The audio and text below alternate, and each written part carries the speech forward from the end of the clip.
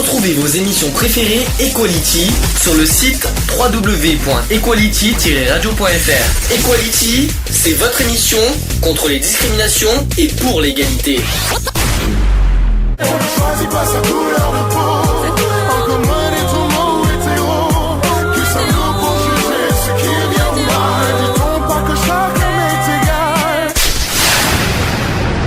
L'union fait la force. Alors en fait le truc exact ça s'appelle État des lieux de l'homophobie dans le sport aquitain. C'est l'enquête qui a été lancée il n'y a pas très longtemps et on va essayer de décortiquer cette enquête qui a eu récemment. Donc au total il y a eu 922 personnes qui ont été dans l'enquête, dont 818 sportifs et 104 entraîneurs quand même. La moyenne d'âge de 22 ans. Les hommes représentent 68% de l'ensemble de la population de notre échantillon et les femmes 32%, ce qui est représentatif de l'activité sportive générale en Aquitaine. Oui, on me demande une mise à jour. C'est très sympa les mises à jour sur Internet. Oui, sur MSN, on me demande une... Donc voilà, donc est-ce que tu peux lire la première page ? Alors, question politique ? Non, pas forcément, vas-y, vas-y, embarque. Politique de lutte contre l'homophobie dans le sport aquitain, élément du contexte. La loi numéro 2008-496 du 27 mai 2008 portant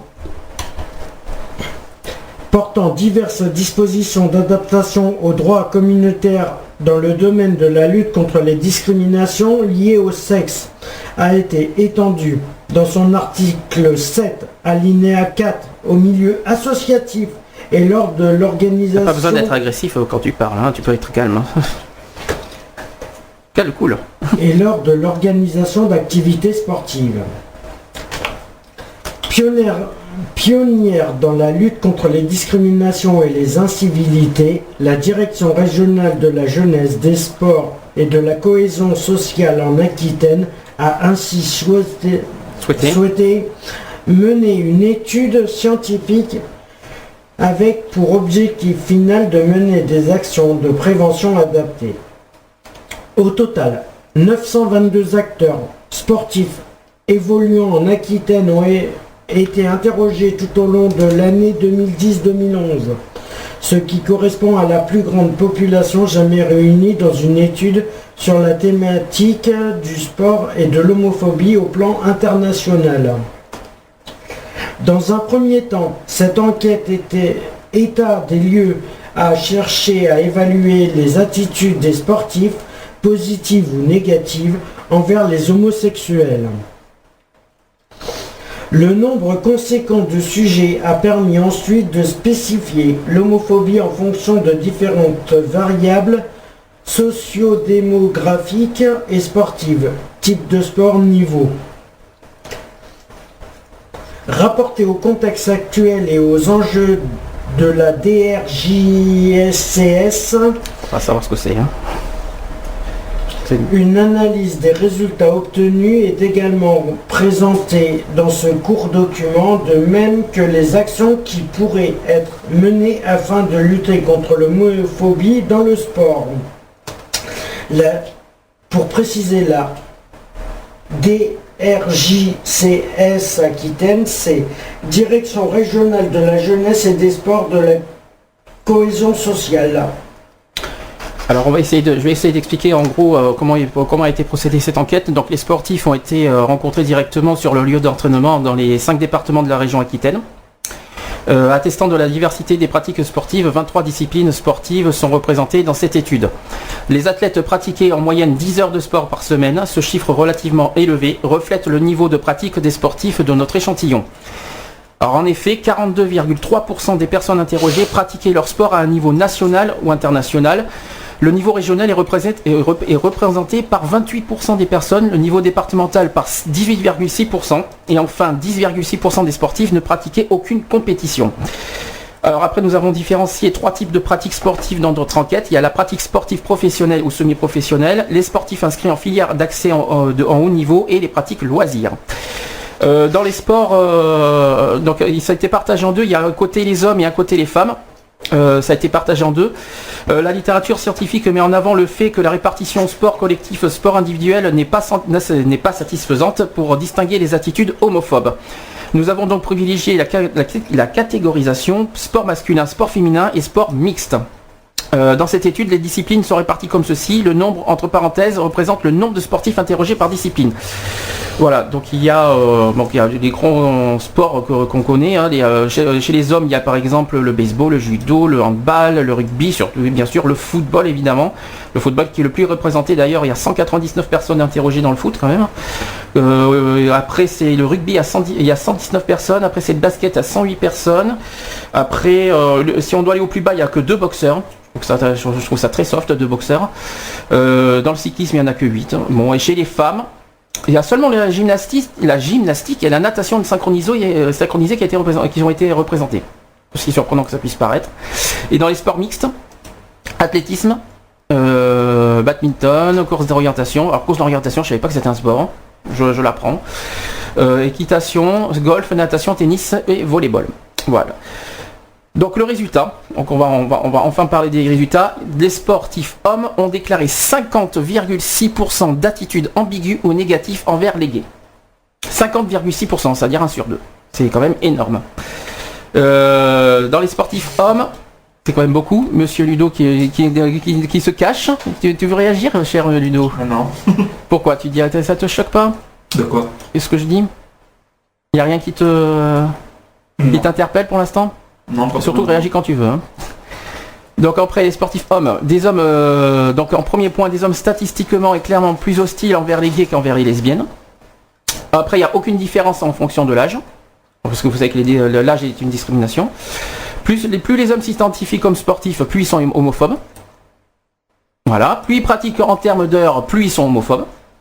Les sportifs pratiquant un sport masculin sont les plus négatifs envers les homosexuels. Les sportifs compétitifs sont plus homophobes. Les sportifs aux professionnels ou inscrits en filière d'accès sont également les plus intolérants envers l'homosexualité. Et plus les hommes connaissent des personnes homosexuelles, plus ils sont tolérants. Donc c'est assez contradictoire des fois les trucs. Hein. Présence d'une norme collective déclarée clairement homophobe. Donc la synthèse qui dit les sportifs hommes sont clairement plus homophobes que les femmes sportives. L'homophobie est cristallisée entre les hommes gays. On constate également que plus les hommes sont sportifs en termes d'identification personnelle, de pratique plutôt réelle, de niveau sportif, plus ils sont homophobes. Ceci renforce donc l'idée d'un contexte sportif véhiculant des normes homophobes, normes qui peuvent être construites sur un ensemble de valeurs ou induites par les contraintes environnementales, dont les effets de groupe, vestiaire, enfermement, exclusivité de la pratique. Voilà. Et chez les femmes, tu veux dire les femmes de ton côté? Alors, des femmes, des femmes plutôt. Chez les femmes, 150... Non, c'est pas ici, c'est dans la page 3.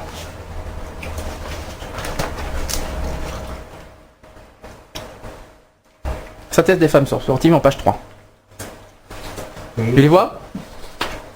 C'est dans Résultats. Résultats. Alors, chez les femmes... À droite. Les femmes sont également plus hostiles envers les gays qu'envers les lesbiennes, mais dans les proportions moindres en comparaison avec les sportifs hommes. Aucun effet de l'âge. Aucun effet non plus du nombre d'heures de pratique par semaine, du type de sport, du niveau sportif et du type de pratique. Professionnel, filière accès HN, loisirs. Au niveau, ça doit être. Les femmes sont plus tolérantes envers les homosexuels quand elles ont des amis homosexuels. Les femmes déclarent des attitudes plus négatives lorsqu'elles font référence à leur partenaire, à la norme du groupe. En synthèse, les femmes sportives apparaissent comme très tolérantes envers l'homosexualité. Contrairement aux hommes, les attitudes des sportives semblent se fonder avant tout sur des variables personnelles. Les variables contextuelles sportives n'influencent pas leur attitude envers l'homosexualité. Voilà. Je précise pour ceux qui viennent d'arriver dans l'émission qu'on parle en ce moment de l'homophobie dans le sport. Donc on est dans le domaine du sport pour l'instant. Donc ceux qui veulent réagir dans ce domaine-là, vous pouvez nous appeler au 05 56 95 71 26. Est-ce que tu as réussi à être sur Facebook ? Pas encore ? Pas encore, j'arrive pas à me connecter. Alors, dans quelques minutes, on va arriver à aller sur Facebook parce qu'on a aussi notre groupe Facebook qui existe, qui s'appelle normalement Asso Gayfree Radio. Que je crois que c'est le groupe de discussion, si je me trompe pas. Donc allez dessus, il y a un chat en direct auquel vous pouvez parler entre membres et réagir en direct à l'émission. Ensuite, je précise aussi quelque chose qui n'a pas été dit, c'est que dans l'enquête, il y a quand même... qu'est-ce que c'est marqué ça ? Je l'ai vu tout à l'heure. Voilà, que au niveau des personnes, les hommes sont 97% d'hétérosexuels et 94,2% des femmes sont hétérosexuelles. Il y a très peu d'homosexuels qui ont été représentés dans l'enquête. Il y a seulement 0,4% chez les hommes d'homosexuels. Excusez-moi, mais c'est bizarre. Et chez les femmes, 2,5% qui sont lesbiennes. Et chez les bisexuels, c'est pareil, c'est très très peu représenté. Je suis connecté sur mon truc. C'est très bien, on en reviendra après. Chez les bisexuels, c'est pas beaucoup, 0,9% chez les hommes et 2,5% chez les femmes. Là où on voudrait réagir, c'est que chez les hommes, il y a plus d'homophobie chez les hommes que chez les femmes. Est-ce que c'est vrai, est-ce que c'est pas vrai ? Je ne sais pas, parce que là c'est une enquête qui a été faite en Aquitaine. Est-ce qu'au niveau national, est-ce que c'est encore le cas ? Je ne sais pas. Ça serait une enquête à réaliser en France. Mais voilà, c'est quand même assez inquiétant chez les hommes. Bon, déjà, je ne sais pas si vous vous rappelez, l'année dernière, je ne sais pas si tout le monde se souvient de la banderole qu'il y a eu à Marseille contre l'homophobie. Tout le monde se souvient de cette banderole. Dommage que René ne soit pas là, il aurait réagi. Est-ce que tu te souviens de cette banderole à Marseille ? À l'Olympique de Marseille, il y avait une grosse banderole l'année dernière. Ouais. Et je pense que c'est à partir de là qu'il y a eu le tabou au niveau de l'homophobie. Que dans le sport, et ça est arrivé 2 fois. Je crois qu'il y en a eu encore un autre cette année, si je me souviens bien.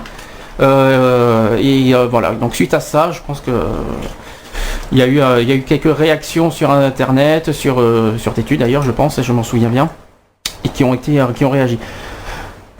Donc c'est un constat qui amène donc la question suivante. Pourquoi existe-t-il si peu d'homosexuels dans le sport ? Alors c'est une question. Est-ce que franchement, parce qu'en fait il y a 2 problèmes. C'est est-ce qu'il existe vraiment si peu d'homosexuels, ou est-ce que c'est des homosexuels qui se déclarent pas, qui le cachent surtout. Est-ce qu'il y en a certains qui le cachent de peur, beaucoup, par peur. C'est ça la question en fait. Ah oui, si quand même, on va quand même parler de cette fameuse charte. Donc cette fameuse charte qui a été faite il y a pas longtemps. Est-ce que tu sais quand est-ce qu'elle a été faite cette charte, René ? Le 27 septembre 2011. Non, je sais pas. C'est cette année qu'elle a été faite ? Bonjour à tous. Je suis ouvert, numéro 3 ? Oui, tu es ouvert. Oui, tu es très ouvert. Donc, mais la charte, elle est assez récente, mais comme tu le dis, c'est du mois de septembre 2011. C'est tout récent. Ah ben non, c'est pas possible, parce que la charte qu'on a vue dans la petite plaquette, elle date de septembre. On en a parlé dans Excentrique en mai dernier, je crois. Ah, en mai dernier ? Oui, on en a parlé ensemble de cette charte. C'est aussi une mise à niveau, peut-être que c'est... je ne l'ai pas amené là. Tu l'as pas amené, ton papier ? Moi j'en ai la charte, j'ai la charte ici, là, on l'a emmenée sur moi. Tu veux le lire cette charte, René ? Ah, je veux bien, oui. Tiens, je te la superbe. Allez, un micro, un. Charte entre le mot. Voilà, tu passes à René, on va expliquer. C'est celle-ci. C'est celle-là. Donc... Oui, donc les fédérations et les associations nationales, les ligues professionnelles, les clubs et les établissements publics, ainsi que les autres organismes signataires de cette présente charte, ils s'engagent à prendre en compte et reconnaître de manière explicite l'homophobie en tant que discrimination, contraire aux principes universels de protection des droits de l'homme, dénoncer et prendre les sanctions adéquates contre toute attitude homophobe, qu'elle se manifeste par un comportement discriminant, par des agressions verbales ou physiques, ou par des propos insultants en raison de l'orientation sexuelle, réelle ou supposée. Promouvoir la diversité dans le sport et assurer la diffusion de messages sur la tolérance, le respect et la dignité. en incluant systématiquement l'orientation sexuelle et la lutte contre l'homophobie. Apporter aide et soutien aux pratiquants, entraîneurs ou autres personnes évoluant dans le sport qui pourraient être harcelés, insultés ou mis à l'écart en raison de leur orientation sexuelle, réelle ou supposée. Mettre en place des modules éducatifs sur la lutte contre toutes les discriminations, y compris l'homophobie, à destination de tous les acteurs du sport. Un éducateur ou un entraîneur se doit d'empêcher ou de faire empêcher toute forme de discrimination et doit par conséquent y être préparé. Et enfin, recenser les actes d'homophobie, en référer régulièrement au ministère chargé des sports, cellule nationale de prévention de la violence et des discriminations dans le sport, afin de constater l'évolution des comportements dans le sport et d'ajuster les actions à entreprendre. Voilà la charte contre l'homophobie dans le sport. Voilà, donc évitez de m'appeler sur le portable en même temps que l'émission et attendez la pause pour ça. Je voudrais dire quelque chose, oui, parce qu'on a oublié de dire que l'homophobie est une forme de discrimination quand même. Il faut pas l'oublier, et c'est pour ça qu'on parle de ça. C'est une discrimination, alors en termes exacts, à orientation sexuelle, voilà. Mais par contre, ce qui est bizarre, c'est que dans le rapport de l'homophobie, on parle également de discrimination sur le sexe, également. Tout à fait. Donc, tu quelque chose par rapport à cette charte? Est-ce que d'après pour toi, elle est bien construite cette charte, ou il y a 2 ou 3 petites choses à modifier? et pour le moment, elle est claire et précise, et donc il faut voir l'évolution que ça va apporter. Est-ce que pour toi il y a une évolution en ce moment? Mais en ce moment, tout le monde ne sait pas lire peut-être. Alors, donc est-ce qu'elle est affichée vraiment dans chaque club?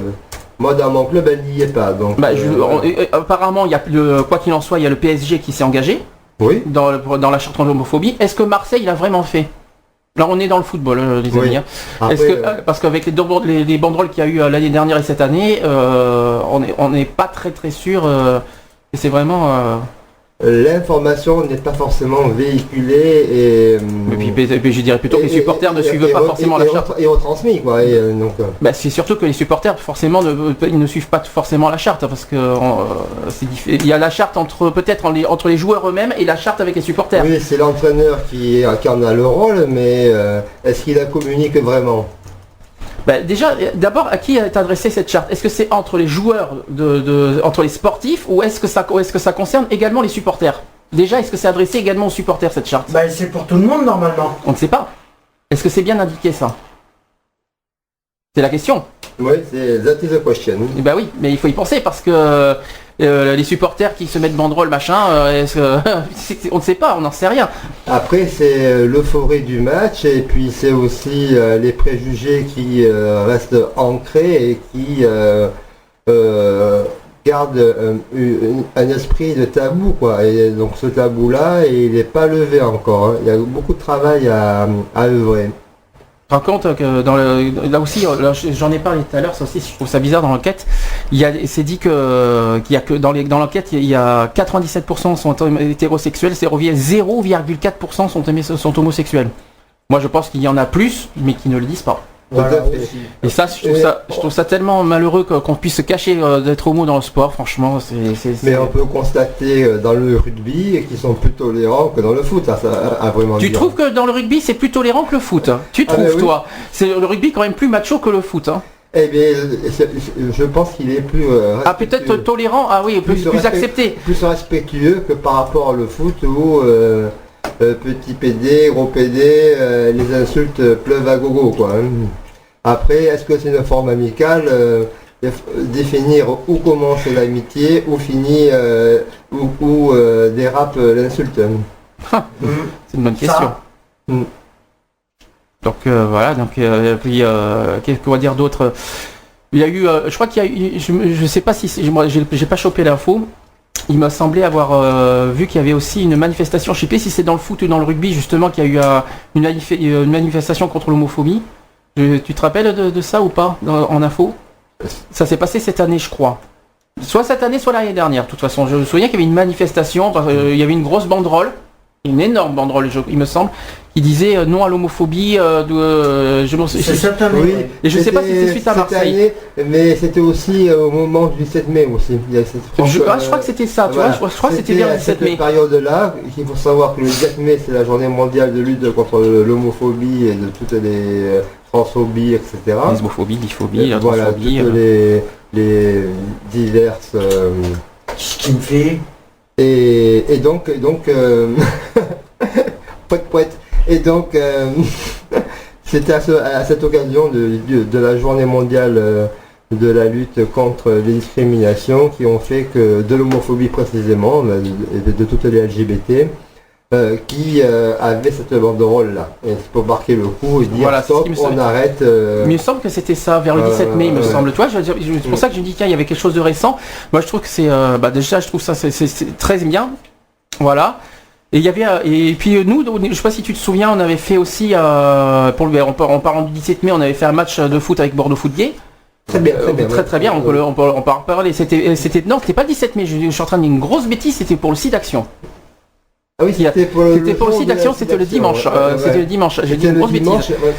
Et je trouve que ça serait, je trouve que ça devrait être encore plus. Je trouve que ce genre d'organisation devrait être plus représenté. Je trouve un match par an, je trouve ça dommage, quoi. Enfin, ça serait bien qu'il y en ait plus. Il faut savoir qu'à Bordeaux, c'était la première du genre, et que Bordeaux Foot Gay est une association très récente. Elle vient d'être créée il y a 2 ans, à peine, et donc première manifestation pour la lutte contre pour accompagner le site d'action. Et bien donc c'était cette première exhibition, ce premier match qui était donc le 17 novembre 2010. Nouvelle agression homophobe à Bordeaux à peine 15 jours après la dernière dont on a entendu parler au Miroir d'eau. Parce qu'en fait, c'est vrai qu'on a eu 2 agressions en 15 jours. Voilà, il faut quand même le dire. Donc Nicolas, 28 ans, a été roué de coups par l'un de ses voisins le soir du dimanche 2 octobre, en rentrant chez lui. Cela fait des mois que ce même voisin profère des insultes à caractère homophobe à son encontre. 3 jours avant de le rouer de coups, il lui a même jeté des cailloux. Une main courante a été déposée et suivie en juin d'une plainte. Sans suite. Dimanche dernier, Nicolas n'a dû son salut qu'à ses voisins du dessous, qui entendant ses cris sont intervenus. L'agresseur n'a rien dit pendant qu'il frappait, si ce n'est comme ça, tu vas la fermer ta sale gueule. Ça, c'est la citation du voisin. La victime souffre de nombreux hématomes au visage et dans le dos. Un médecin lui a prescrit 3 jours d'arrêt de travail et 2 jours d'incapacité temporaire totale, ce qu'on appelle l'ITT.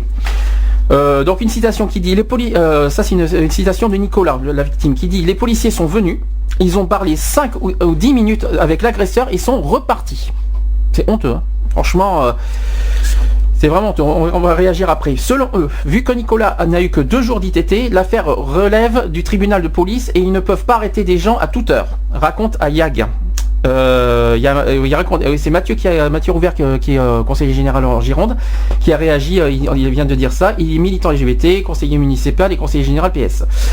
Alors lorsqu'on interroge Mathieu Rouvert sur une éventuelle recrudescence des agressions, le militant et homme politique répond que les associations reçoivent, je cite, un témoignage de ce type par semaine qui concerne Bordeaux ou le département. On ne sait pas s'il y a une véritable recrudescence ou si les acteurs associatifs sont maintenant mieux identifiés, poursuit-il. Toujours est-il que les faits décrits témoignent une violence accrue. Face à cette violence, les instances policières et judiciaires manqueraient-elles de répondants? Ça, on va en venir après justement. Une autre citation qui dit: la police et la justice ne sont pas à la hauteur, dénonce Mathieu Rouvert, là aussi on va y revenir. Quel seuil de violence devra-t-on atteindre avant qu'il se passe quelque chose? Fin de citation. Les associations ont d'ailleurs demandé à être reçues par le directeur départemental de la police et le procureur auprès du tribunal de grande instance. Nicolas, lui, a déposé une nouvelle plainte. J'ai une chose que je voudrais signaler qui m'a mis franchement en colère, parce que j'ai déposé un communiqué mardi dernier en premier. C'est comment ça se fait, d'abord, premièrement, que l'agresseur n'a pas été en garde à vue le soir même de l'agression. Ça déjà, c'est quelque chose que je n'ai pas compris. Il a été en garde à vue 4 jours après l'agression pendant 24 heures. Ça déjà, c'est la première chose que je n'ai pas compris. La deuxième chose que je n'ai pas compris... Tu disais le temps qu'il le retrouve. Non, ils étaient sur place. Les policiers, ils étaient dans les lieux, ils parlaient avec l'agresseur et ils n'ont pas mis en garde à vue. Ils sont partis 10 minutes après. Ça, c'est un truc que je n'ai pas compris. Pourquoi la police est partie. Ils ont discuté 10 minutes avec cette personne, alors qu'il était roué de coups, il était dévisagé. J'ai la photo là, je sais pas si tu vois la photo dans l'image, tu vas voir comment il était. Voilà. Donc ça veut dire que la police, on l'ont vu dans cet état, quand même, à Nicolas, comme il faut quand même pas exagérer. Qu'est-ce qu'ils font? Ils arrivent 10 minutes et ils partent sans arrêter l'agresseur. C'est quand même honteux, quoi. Il y a quelque chose que je ne comprends pas dans cette histoire. Je peux dire le sentiment de la presse de 20 minutes, ce qu'ils en disent de ça, un sentiment d'injustice. Donc sur le fait divers de l'agression homophobe qui est donc dénoncé à Bordeaux, ils disent que pour les associations, il n'y a aucun doute.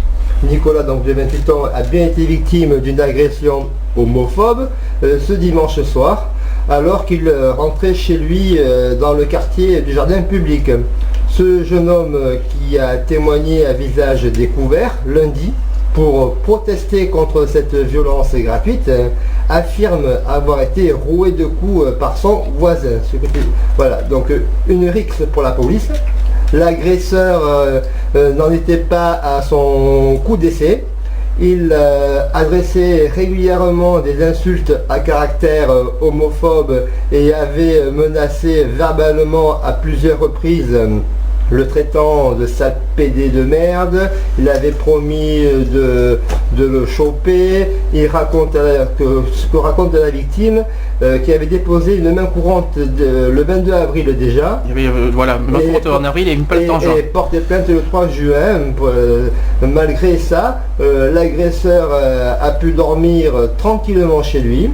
Il ne comprend pas pourquoi la police ne l'a pas interpellé avant. Ajoute ce jeune homme, Nicolas. Après avoir passé donc une partie de la nuit à l'hôpital, ses blessures lui ont valu une interruption temporaire de travail de 2 jours. Nicolas donc a porté plainte lundi matin au commissariat. Mais selon la police, rien n'indique dans cette plainte qu'il s'agisse d'un acte homophobe. La victime a simplement fait état des violences physiques qu'elle a subies, sans évoquer les précédents. Pour nous, il s'agit juste d'une rixe entre voisins et l'agresseur sera convoqué par le parquet pour une confrontation avec la victime, explique le commissariat. L'audience qui aura lieu le 26 janvier prochain d'ailleurs. Un complément de plainte a été déposé lundi soir dans lequel Nicolas fait état d'insultes homophobes prononcées par son agresseur. A précisé hier l'association LGP de Bordeaux. Le collectif contre l'homophobie envisage par ailleurs de porter plainte à son tour.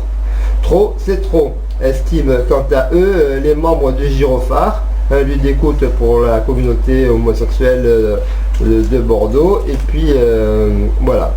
Donc en précédent, c'est le 20 septembre dernier, un couple d'homosexuels, ça c'est le second cas, qui s'était fait agresser par un groupe de jeunes alors que les 2 hommes se tenaient par la main au miroir d'eau. Voilà, ils avaient notamment reçu des coups de bouteilles en verre. Là tu parles du miroir d'eau là. Voilà, oui, parce qu'il faut faire attention par rapport à il y a 2 affaires à quelques jours d'intervalle. Sauf que c'est 2 choses différentes parce que le miroir d'eau c'était en public sur les quais parce qu'ils se sont embrassés devant des passants et puis les passants n'ont pas apprécié et puis ils se sont voilà, il y a eu une agression avec les coups de verre.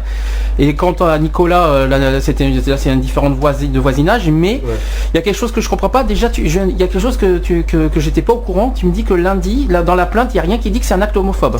Tout à fait. C'est vraiment sûr et certain. Alors donc je comprends pas. C'est entre voisins en fait. Oui, non, mais c'est pas reconnu en tant qu'acte homophobe. Mais c'est Nicolas qui n'a pas déclaré que c'est un acte homophobe ou c'est la police qui n'a pas reconnu que c'est homophobe? C'est la police qui n'a pas reconnu. C'est une question, voilà. Mais je répète, un complément de plainte a été déposé lundi soir, dans lequel Nicolas fait état d'insultes homophobes. Si, il a pas dit le lundi matin? Oui, il avait dit le lundi soir. Non, il fallait qu'il le dise le lundi matin. Oui, non, il a dit le lundi soir. Ah ouais, mais c'est bizarre. C'est trop tard. C'est trop tard, parce qu'il fallait qu'il le fasse le lundi matin, il fallait qu'il le fasse dans la première plainte. Oui, non, mais il a fait la seconde plainte, voilà. C'est dommage, parce que... Mais l'autre problème, c'est que, j'en ai parlé mardi dans le communiqué de Gueffry, c'est que de toute manière, pour qu'il y ait acte homophobe, il faut des preuves. Tout à fait. Or, pour avoir des preuves, comment on peut prouver que c'est un acte homophobe? Il y a, témoins. Voilà, alors c'est là où je veux en venir, parce qu'il y a eu 2 témoins. Il y a eu ses voisins, il y a eu 2 voisins qui ont témoigné, qui ont dit les faits, qui ont tout ça. Alors pourquoi dans ce cas le parquet n'a pas retenu l'acte homophobe s'il y a eu des témoins? Ça, on va en parler parce que ça date d'hier cette décision. Pourquoi le parquet a rejeté les circonstances homophobes de l'agression? Je pense qu'il y a manque de preuves, je dirais, personnellement. Ce sont que des dires. Et puis le problème, c'est que si comme tu me dis, il a fait une deuxième plainte le soir au lieu du matin, je pense que ça n'a pas dû arranger les faits. Voilà, c'est ça. Parce que peut-être que parce que je pense que c'était s'il a fait lundi soir, c'était au nom des associations qu'il a fait ça, ou il a fait de son propre gré? De son propre gré, je crois. D'accord, j'espère, parce que j'espère que ça n'a pas été incité par les assos. Son propre gré. C'est important à dire. Mais maintenant, donc il y a plusieurs choses qui me choquent là-dedans. D'abord, c'est le coup qu'il a été en garde à vue 4 jours, et puis juste pour 24 heures la garde à vue. Hein. Ouais. Il a été libéré hier matin. D'abord 4. Oui. D'ailleurs, par rapport à ça, le voisin a été placé en garde à vue ce matin. Alors c'était hier matin, hein. C'était le vendredi matin. Désormais au parquet de trancher, Nicolas a-t-il été victime d'injures homophobes et de violences légères ou de violences aggravées car commises en raison de l'orientation sexuelle de la victime? On connaît la réponse. On connaît la réponse. Enfin, le parquet n'a pas retenu l'acte homophobe. Voilà, Simplement, on est là c'est très clair, net et précis. On voit bien le visage de Nicolas dans l'état où il est. Le pauvre, une petite pensée à Nicolas s'il nous écoute aussi. Une grosse pensée pour Nicolas d'ailleurs. Et on voit bien le visage. Regarde, il a une marque. Il a un œil. Bien moché. C'est clair. L'agresseur a été remis en liberté quand même. Hier matin, oui, mais hier matin, ça a duré 24 heures Eh ben, je trouve ça dégueulasse. Oui, mais pourquoi? Alors, la question, c'est surtout pour, ils n'ont pas retenu le crime homophobe, mais maintenant, c'est une autre question que là, j'ai lancé un énorme communiqué national hier, c'est que, est-ce que la justice reconnaît réellement maintenant l'acte d'homophobie? Il y en a eu certains en France, mais est-ce qu'à Bordeaux, franchement, l'homophobie est vraiment, la loi contre l'homophobie est vraiment respectée? C'est la question que je posais hier. Ça, c'est une grosse question que je suis en train de me poser maintenant. Parce que d'abord, la police qui a rejeté... il y a eu... Ils n'ont pas voulu s'embêter avec ça, quoi. Voilà, c'est sûr. Attends, faut pas exagérer. Je suis désolé, il est dans un état, je sais pas comment, et puis ils partent au bout de 10 minutes, la police, et sans le sauver, sans l'aider, quoi que ce soit, rien faire. C'est abusé. Et c'est vrai, s'il n'y avait pas ses voisins, qu'est-ce qui serait devenu Nicolas? Il restait sur le carreau. Bah oui, voire même pire.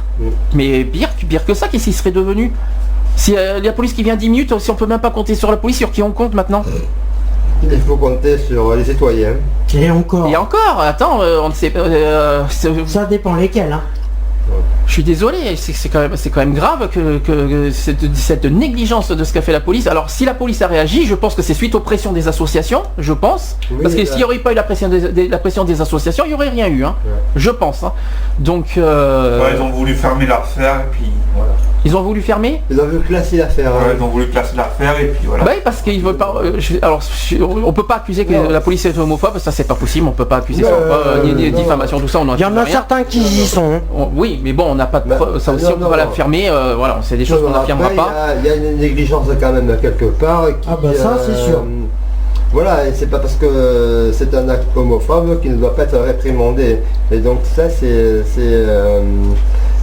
la police n'a pas réagi, à mon sens, comme ils ont... du tout, hein, mais alors du tout. Là déjà, ils n'ont pas respecté la loi comme il faut déjà. Parce que... alors ça serait un différent de voisinage, bon évidemment, voilà. Mais là, je suis désolé, vu dans l'état où il est, non, je ne peux pas accepter, à titre personnel, en tant qu'association, en tant que président d'association, je n'accepte pas du tout ce qui s'est passé dimanche soir. C'est un peu... Non, ils n'ont pas su réagir tout simplement, ils n'ont pas su voir que le comportement était bien un acte homophobe et d'assurer la protection de supposons, enlève le contexte homophobe. Ouais. Enlève le contexte homophobe. Il a été quand même frappé, agressé. Toute personne ayant été agressée, je suis désolé, que l'agression soit homophobe ou non, il a été quand même agressé violemment sur son visage. Donc la question est, dans la loi, comment ça fait-il que l'agresseur n'a pas été arrêté? Ouais, mais il a quand même été arrêté, il a 3 jours d'ITT quand même, hein. Il faut le préciser. Oui, mais c'est reconnu le lendemain, je crois. Je crois qu'il a été reconnu le lundi, je crois. Non, ça a été... C'est pas le dimanche même, c'est pas possible, il n'y a pas le médecin le dimanche. À moins que ça soit dans les urgences, peut-être. Aux urgences. Peut-être aux urgences. Il a quand même passé la nuit aux urgences. Ah oui, ça c'est sûr. Mais juste en plus, c'est parti aux urgences, en plus. Alors imaginez un peu. Et ça a été reconnu aux urgences. En plus, oui, voilà, c'est sûrement ça. Parce qu'il a passé la nuit là-bas. Mais 2 jours d'ITT. Oui, il était en observation. Enfin 2 ou 3 jours d'ITT, c'est pas énorme non plus. Hein, non. Je trouve que c'est pas énorme. Hein. Mais ils ont jugé l'acte des moindres, quoi. Et donc. Mais ils ont surtout minimisé l'agression. Oui, voilà, ils n'ont pas voulu essayer de faire un coup d'éclat et relativiser cette agression-là en disant que c'est une rixe entre voisins, une dispute qui a mal tourné, et puis en fait c'est plus grave qu'il n'y paraît, quoi. C'est clair. Non, mais c'est pas normal que cela se passe ainsi, et la police n'a pas réagi en temps et en heure. René, déjà, est-ce que toi, de ton côté, toi, à titre personnel avec l'association, qu'est-ce que tu voudrais dire?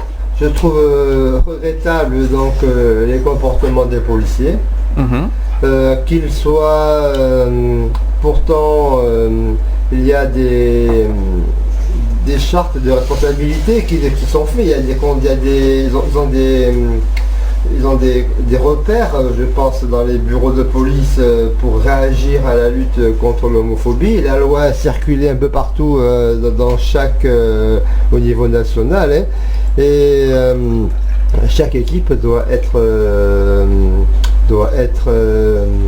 en prendre possession et repérer la différence entre l'acte d'agression banale et l'acte d'agression spécifique style homophobie. Voilà, il faut qu'ils différencient les deux, et c'est à cause de ça que les comportements n'ont pas été pris à bon escient, parce que ils n'ont pas eu conscience au moment des faits que c'était bien un acte homophobe. D'accord. Voilà, c'est la sensibilisation aux policiers de différencier les différents actes d'agression. Là, on peut vraiment rien faire pour changer ça, pour que ça soit vraiment reconnu comme un acte homophobe. On peut vraiment rien faire. Il faut qu'ils soient sensibilisés à tout point de vue, quoi. Et donc, si le message vient c'est quoi la nouvelle autorité qui gère les discriminations sexuelles, défenseur des droits, doit communiquer en direction des policiers et des gendarmes afin qu'ils soient conscients de l'acte d'agression qu'ils vont combattre, qu'ils vont essayer d'éradiquer, quoi. Donc nous de notre côté, hier j'ai réagi fortement suite à ce rejet de reconnaissance d'agression homophobe. Ouais. Donc j'ai lancé, déjà premièrement à Bordeaux, on va réagir, nous on va faire quelque chose, parce que je pense qu'à Bordeaux c'est vraiment mal reconnu l'homophobie. On a beau à nous dire au miroir d'eau, oui on vous promet qu'on sera une meilleure sécurité, tout ça. Ouais, voilà. Maintenant, est-ce que c'est à voir, ouais. Voilà, franchement, les paroles c'est gentil, mais maintenant il faudrait passer aux choses sérieuses. Donc nous, déjà à Bordeaux, on va essayer d'aller plus loin. On va essayer de travailler avec la mairie, je pense, avec la mairie de Bordeaux, notamment au COBAD d'abord, premièrement. On va essayer, j'ai bien dit essayer, parce que tu m'as parlé hier soir que c'est difficile, mais on va essayer d'intégrer le COBAD sérieusement contre les discriminations. Ouais. Et toutes les formes de discrimination, je précise. Ensuite, il faudrait que les associations à Bordeaux, alors là, pas uniquement nous, mais le collectif fasse quelque chose, parce que je ne suis pas convaincu non plus que le collectif se mobilise à 100% face à l'homophobie. Je commence à m'inquiéter de plus en plus. J'ai pas honte de le dire, je vais pas non plus mentir, c'est pas la peine de mentir pour faire plaisir. Je trouve qu'à Bordeaux, le collectif, ça va pas du tout. On tourne en rond, on n'attaque pas vraiment l'homophobie comme il faut. On est une quinzaine d'associations, et à côté de ça, qu'est-ce qu'on fait? Rien. Donc maintenant, je dis clairement à Bordeaux, ça serait bien qu'on fasse quelque chose de concret, qu'on travaille ensemble. S'il faut qu'on fasse un collectif contre l'homophobie à Bordeaux, il faut qu'on le fasse, je pense, parce que là ça va pas du tout. Donc si le gyrophare m'écoute, j'espère que vous Voilà, m'entendez. À bon entendeur, Voilà, bon entendeur. de travailler mieux ensemble et mieux s'organiser dans les différentes luttes auxquelles nous sommes confrontés. D'ailleurs, j'ai une question. Tu te rappelles qu'il y avait une manifestation suite au miroir d'eau? Oui. Alors, il y a une question. Je vais répéter ce que le jeune a dit ce jour-là. J'en ai parlé la semaine dernière. Je vais le rappeler aujourd'hui parce que je trouve que c'est très important ce qu'il a dit. Il trouve que une manifestation pour une agression sert à rien. Qu'est-ce que t'en penses?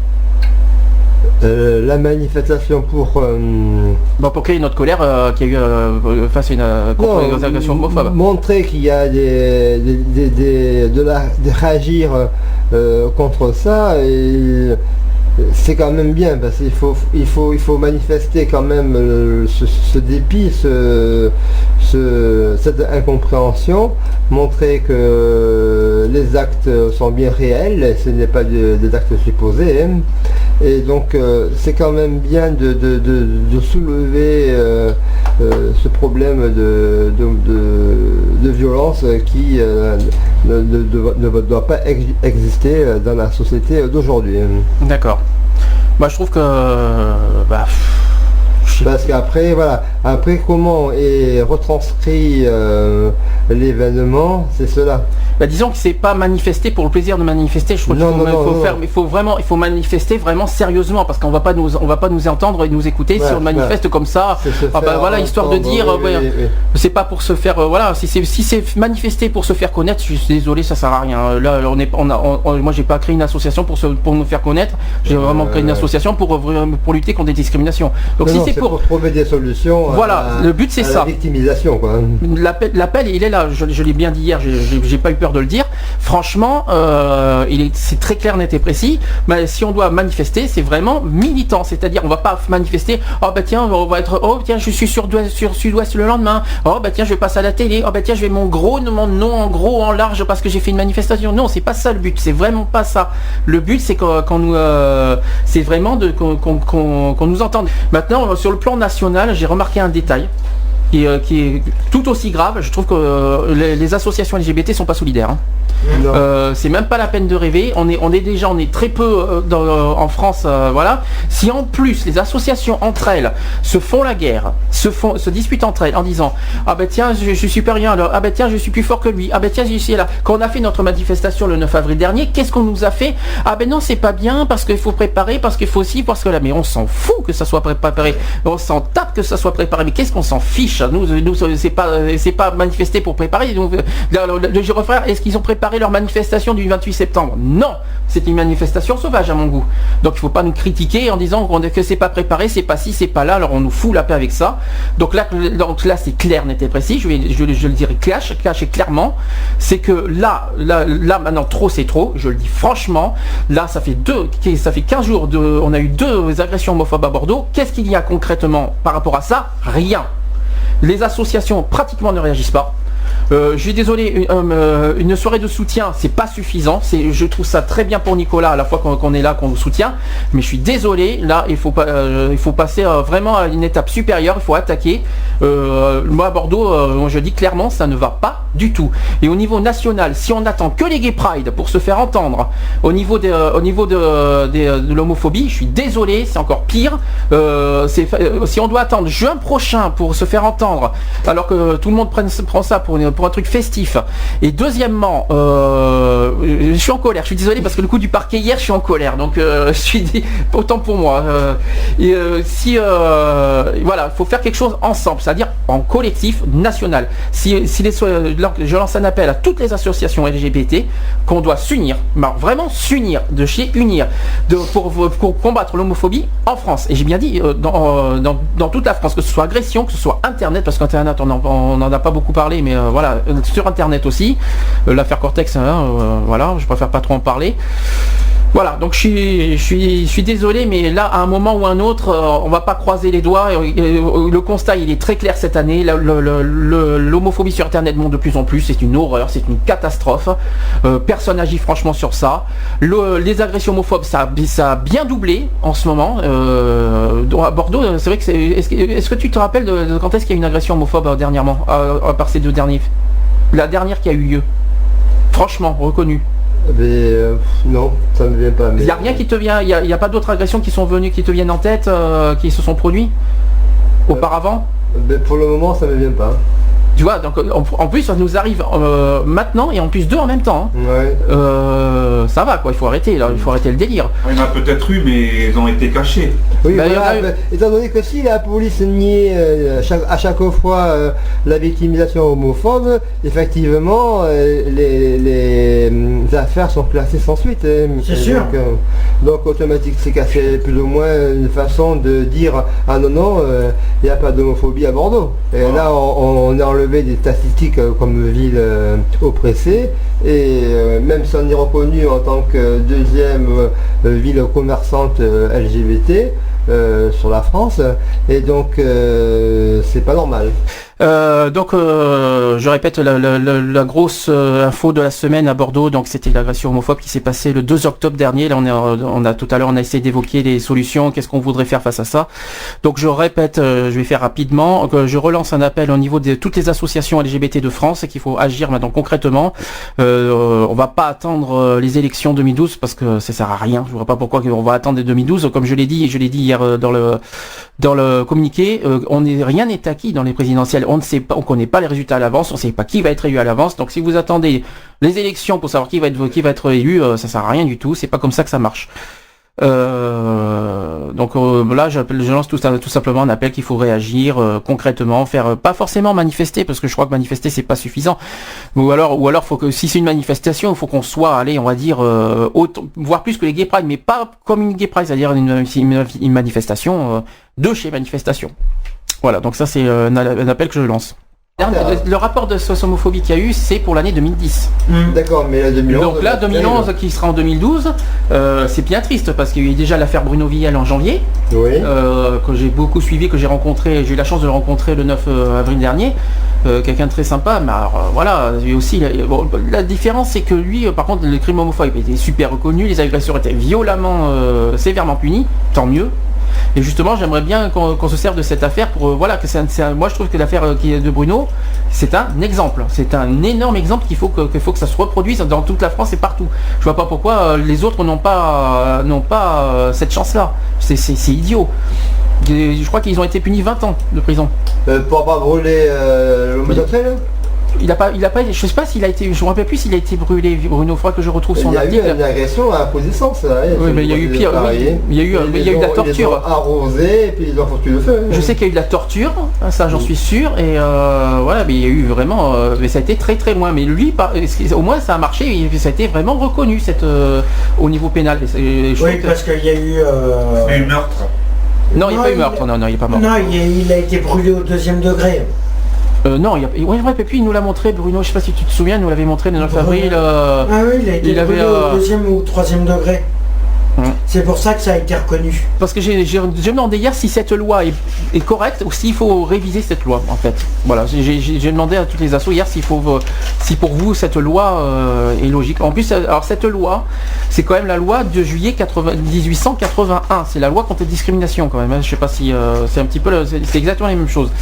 Donc dans le code pénal, article 132-77, l'homophobie est une circonstance aggravante lorsque l'infraction a été commise pour un motif homophobe.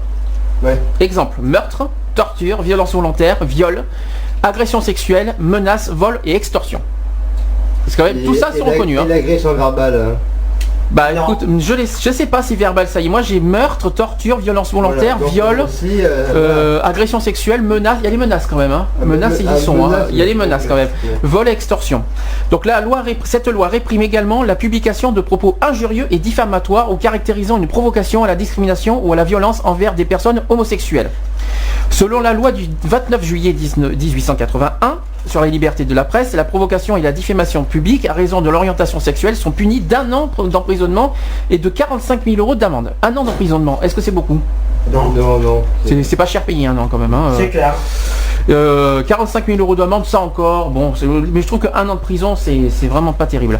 L'injure publique, à raison de l'orientation sexuelle, punie de 6 mois d'emprisonnement et 22 500 € d'amende. Une injure, 6 mois. Ouais.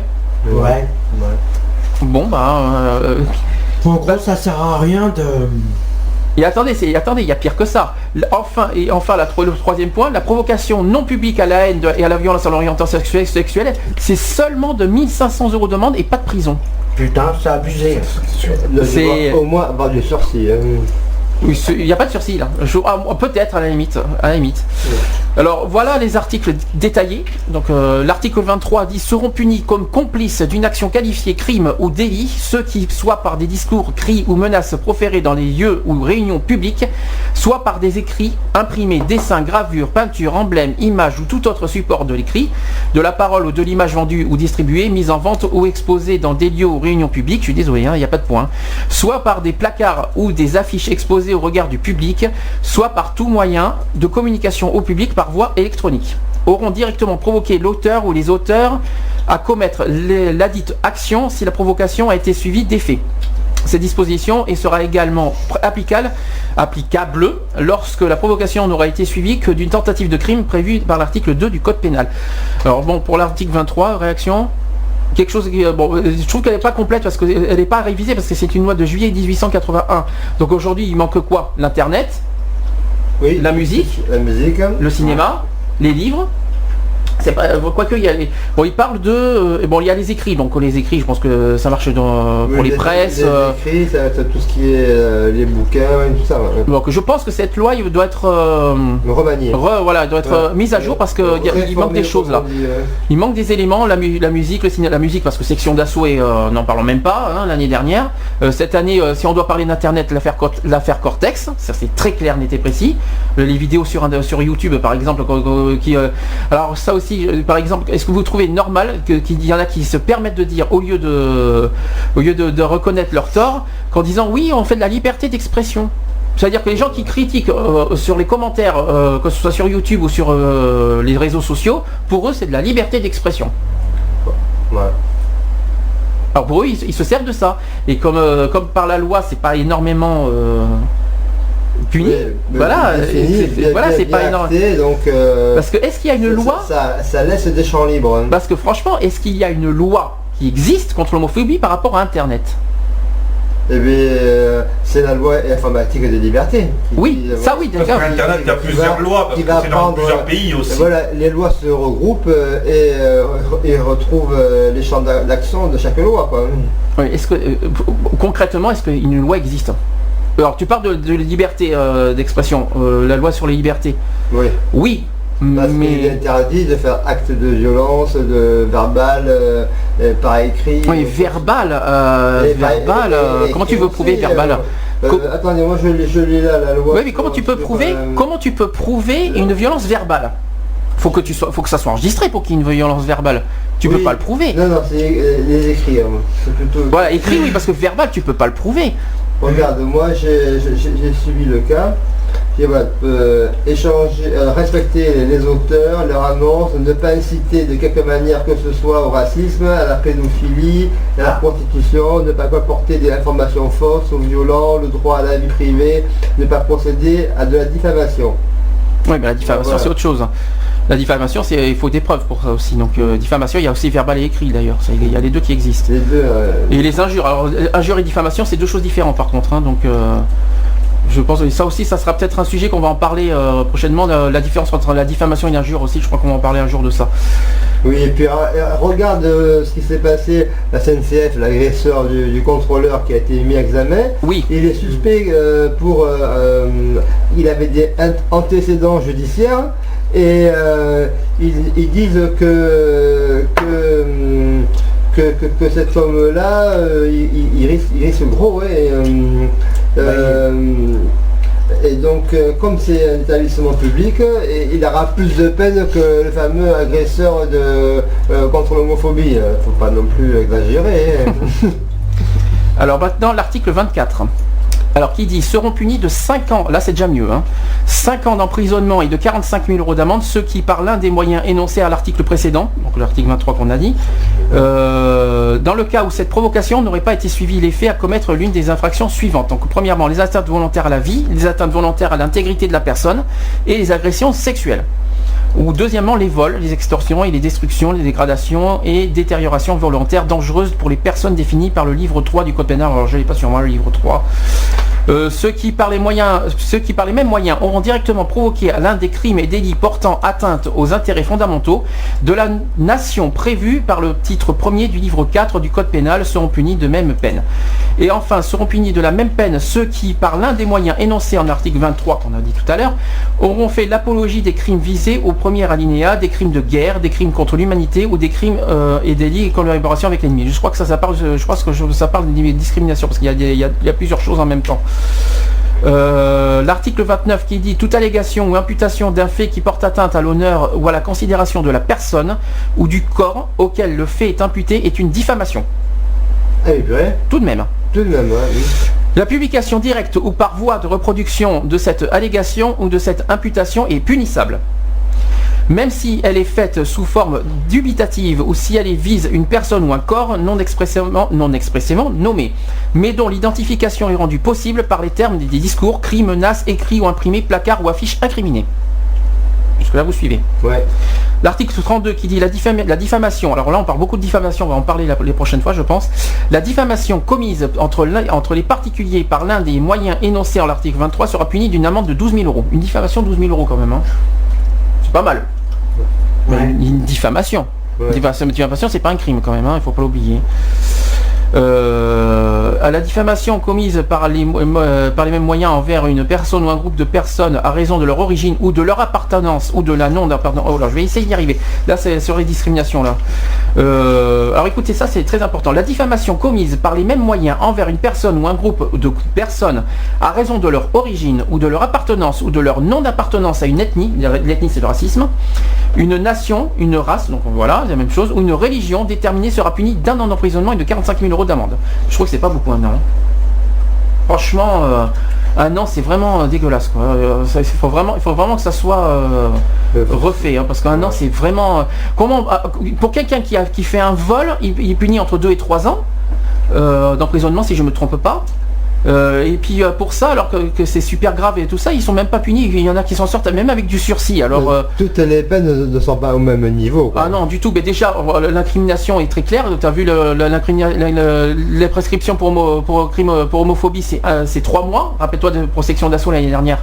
Ouais. On a trop tard. Quand on a voulu porter plainte en octobre, c'était trop tard.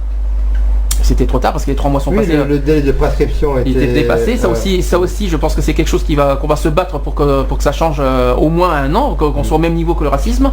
Donc, moi je trouve que voilà, on est vraiment, on est discriminé. D'ailleurs, on peut le dire, on est complètement discriminé. On n'est pas du tout à égalité avec les autres lois. Non, c'est pas normal.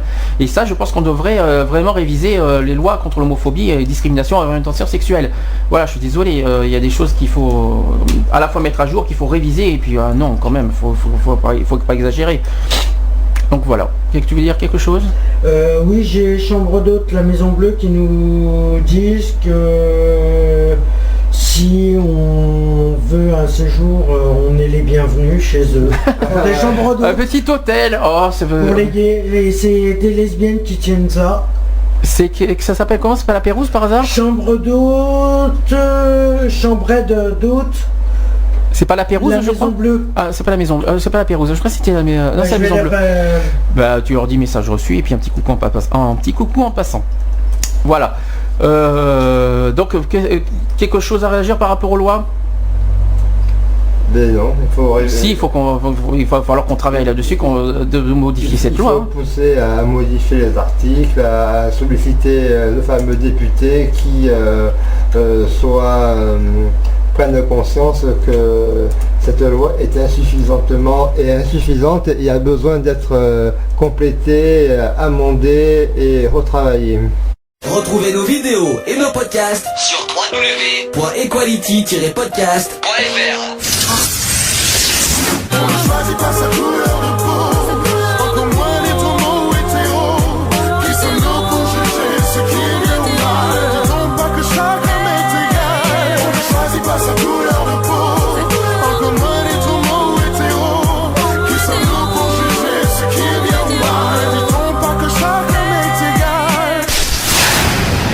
Voilà, c'est fini. À très bientôt.